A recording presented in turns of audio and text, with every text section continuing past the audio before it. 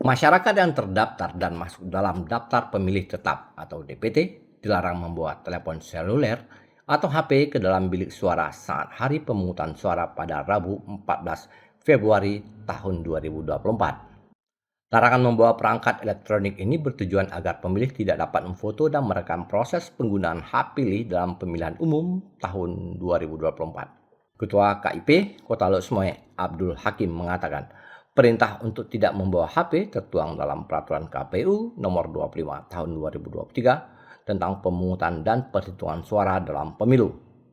Perintah tersebut akan disampaikan secara langsung oleh Ketua Kelompok Penyelenggara Pemungutan Suara atau KPPS di tempat pemungutan suara atau TPS masing-masing. Seperti tertuang pada pasal 25 ayat 1, sebelum pemilih melakukan pemberian suara, Ketua KPPS mengingatkan dan melarang pemilih membawa telepon genggam dan atau alat perekam lainnya ke bilik suara. Lebih lanjut disebutkan juga dalam pasal 28 PKPU nomor 25 tahun 2023 dijelaskan pemilih tidak boleh mendokumentasikan hak pilihnya di bilik suara. Berikut pernyataan Ketua KIP Lok Sumawe Abdul Hakim. Dalam pemilihan Pileg tahun 2024 yang akan dilaksanakan pada hari Rabu tanggal 14 Februari nanti, ada salah satu ketentuan yang mengatur yaitu Undang-Undang Nomor 7 Tahun 2017 di pasal 2 disebutkan ada larangan untuk dilarang untuk mendokumentasikan pilihannya.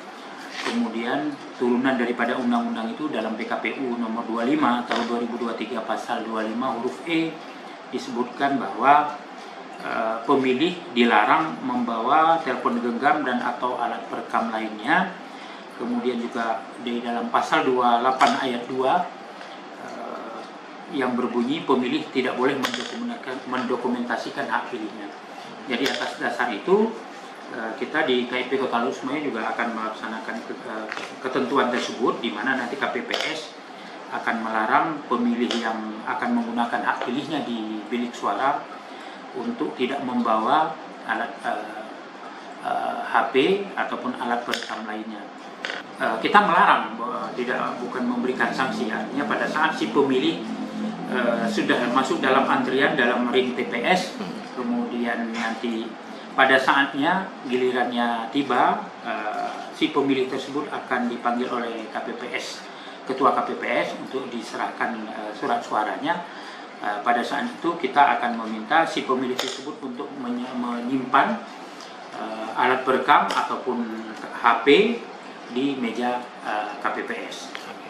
Sehingga pada saat dia menuju bilik layar, HP itu ditinggalkan di meja KPPS. Nanti pada saat dia selesai dari bilik suara setelah menggunakan hak pilihnya, kemudian memasukkan surat suara sesuai dengan kotak peruntukannya, dia bisa kembali ke meja KPPS untuk mengambil HP.